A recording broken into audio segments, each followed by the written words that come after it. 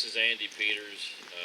Today you're looking here at this Mini Skidder. It's a homemade piece of equipment that we built. It's for getting in around houses where we take trees down for a lot of the arborists and tree trimmer guys, and we're mostly loggers, but we do some of those other jobs where we need to get in tight areas. And so we built a little machine to pull our logs out, pull the tops out, and what we built it out of was a ditch witch frame, because they were four-wheel drive and a hydraulic base.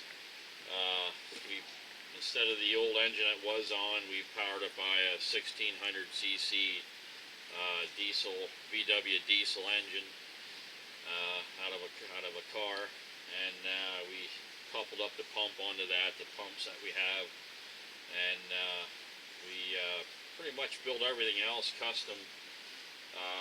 Because this thing articulates, the back end got a little short, so we added some weight to it. We put a winch in the back, built a small arch, the European style, put some outriggers on, larger tires.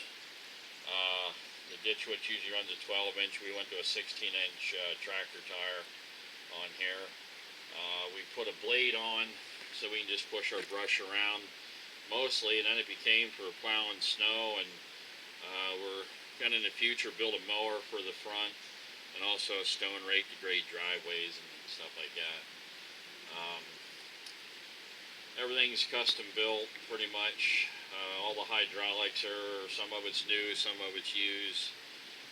A lot of the steel we had, laying around, and some we bought. It's also hydraulic steering. Like I say, it articulates, and build a little canopy on it for protection, and it does our job pretty good for us. Hey, here we are with this little Mini Skidder again, and the blade that we put on it here, this one's a 4-foot blade. We also have a 6-foot for plowing snow. It's a 4-way blade, up and down, and we put a cylinder on so it can turn, you can angle it. It also lifts with hydraulic cylinders back here. It got a little long, but we needed that in order to angle the blade, so it just happened to get out there pretty far. Here we have the 1600cc VW diesel engine, and then the hydraulics for the blade for the up and down, and the right to left. That all works off of a joystick lever. It's kind of old school joystick. It's not electric, it's a manual with cable. And we also have the hydraulics in here for the transmission for the hydrostatic drive also. Here's our custom built dashboard that we have for our fuel pump and our auxiliary pump also. This is for the fan, electric fan for the front end for the cooling of the motor. Amp gauge, oil pressure, lights that we have on it. This here is forward and reverse lever. We have high and low also, and this is a parking brake to lock up the wheels. Steering, of course, and our joystick lever here for the blade for up, down, right, and left, and our levers over here for the winch, and also our outriggers on the back. Here we have the fuel tank on the left side, and this is the hydraulic tank, one of the reservoirs for the auxiliary hydraulics for the winch and the blade and the steering.